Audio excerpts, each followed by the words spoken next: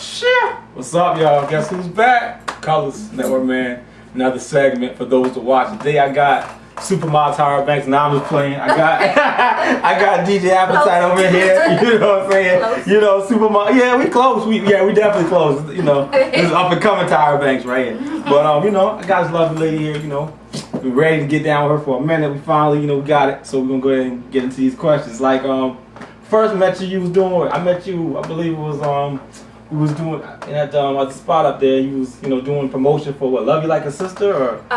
Lattice Promotions. Yeah. What went down with that? Like, what's going? You know. Well, a lot of people didn't know that we actually was the first all-female street team in Charleston. Yeah, y'all hear that? The first, not the second. And it was first called Jadita Promotions, and it was ran by a girl named Jennifer Liggins. Was the J for Jennifer. Deidre Coco Ballard.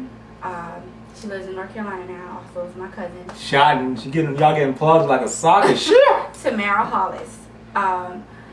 So that's what the Jadita stood for, and we were the first girls. But you know, in a girl group, you know, sometimes you have things that don't work out, so they kind of split and went their own ways, and they became Lilas Promotions. LYLAS, and it stands for Love You Like a Sister. Yeah. So, and we were just doing a lot of street promotions, and it was just about females who wanted to like become models or DJs or singers or do print commercials or ads and everything. So, you know, we had like a strong group, and we were promoting hard, and that's how I, you know, got to know you. And we promoted for D. Middleton and Associates. Shout out to D. Middleton. Shit, we all get plugs, boy. We started out with a 220 Bonafide. Shit, look at boy. At Tonic, actually.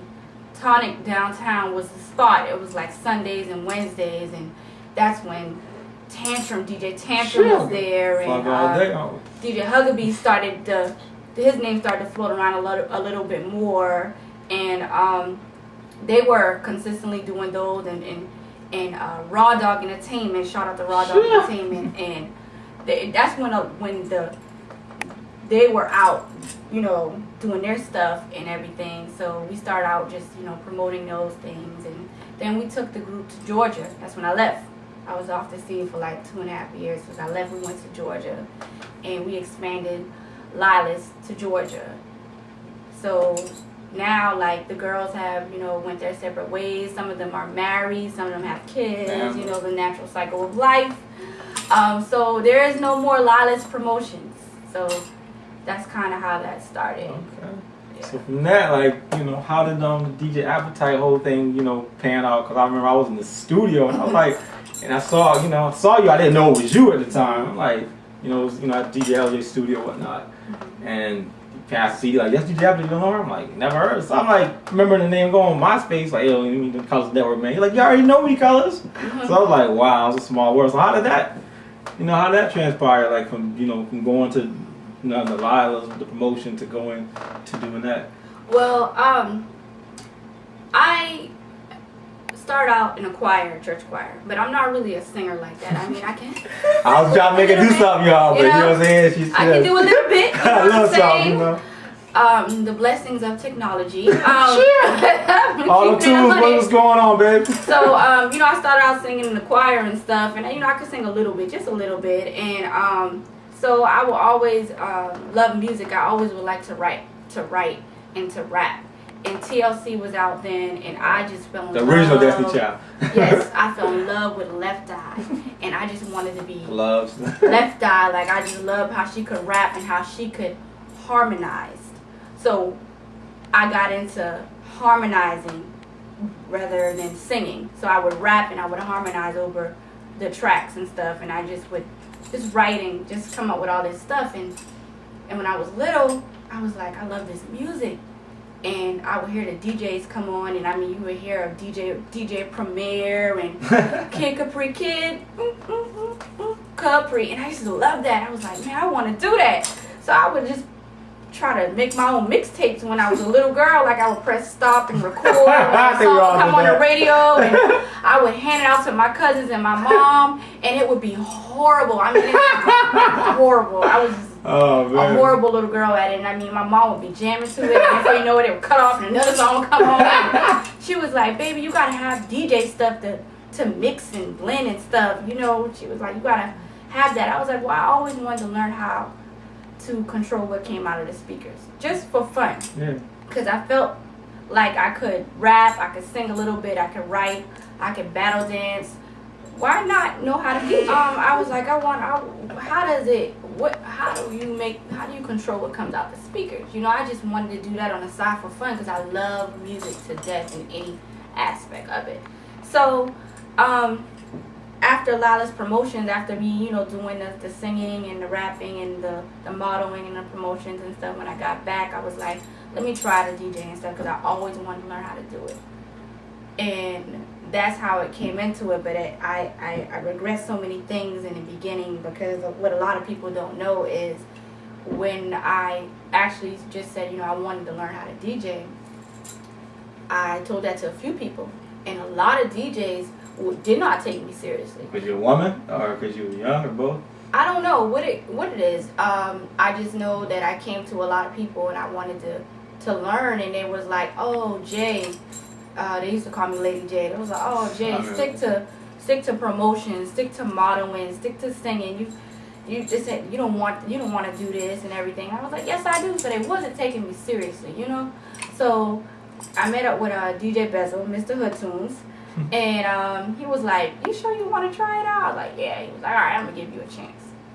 So he came to my rescue with it. Like, he showed me one time, one-on-one, and, like, I guess how to work Serato, and kind of just showed me what certain things was. And it was like 30 minutes. Because he's a busy person, too. I was like, all right. And before you know it, him and Skidoo, shout out to Skidoo. DJ Bezo and Skidoo. Y'all give y'all applause. I know y'all getting that Nobody Live DVD. I know that. DJ Bezo and Skidoo threw me on a flyer. I think it was like August 28th or 27th. It was me. It was featuring DJ Bezo, DJ Tantrum, and myself. And it was like, I was like, okay, I can do this. Okay, this is my first thing. So I wasn't taking it seriously. I was like, I'm on a flyer. Like, got a little gas. You know. So and then before you know it, everybody was like, DJ Appetite, looking me up and stuff. I was like, hold up. What happened? You know what I'm saying? I'm not sure yet. So I got there and everybody was just like waiting to see what I could do. And I was like, yeah, I was like, okay. Man, I'm not gonna lie to y'all. When I got on that stage with Bezo and Tantrum, I didn't know what the fader did. You know, I didn't know the levels. I didn't know how to turn down the bass. I didn't know how to really load up the songs correctly. I didn't know how to really search the songs in Serato. So I had DJ Bezo on my left side. I'm with my hands scratching the songs in. I was in the middle, and then I had Tantrum on my right side, loading up the songs, be like, yo, what do you want to play? I was like, and so we tried to like play it off. I didn't know what the hell I was doing, but all I know is to do was like, make sure you smile. I was like, you know what I'm saying? She smiled, y'all. So I was like, oh my God, what am I doing? You know what I'm saying? So we got through that night, and you know, it was just crazy. Like everybody was like, all right. I was like, hold up, this is going too far, too fast. You know, I don't even know how to do the basic things yet, you know.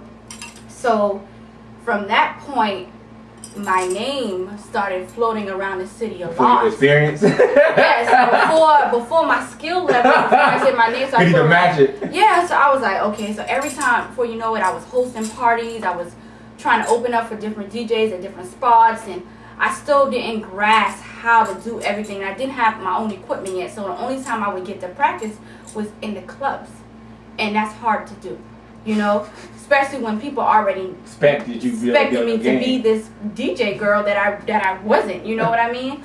By her? So somebody want, you know what I'm saying, you welcome. Somebody want to book you for it. Stop. I'll get fired. If somebody want to book you for, you know, show, hair braid, model, spread, I don't leave out any talent. Songwriting, if there's something I left out, please, you know, then let me know. But how can they go about that? My number is 843-330-3082. You can book me to host parties. I can do a hook for you. I can write a song for you. I can DJ, you know, anything in for all of my females. I don't care what you're trying to do. Okay? You don't have to open your legs to nobody to get to where you want to be at all. The girl, the one and only, the official Miss Eat Your Heart Out DJ Appetite, and get at me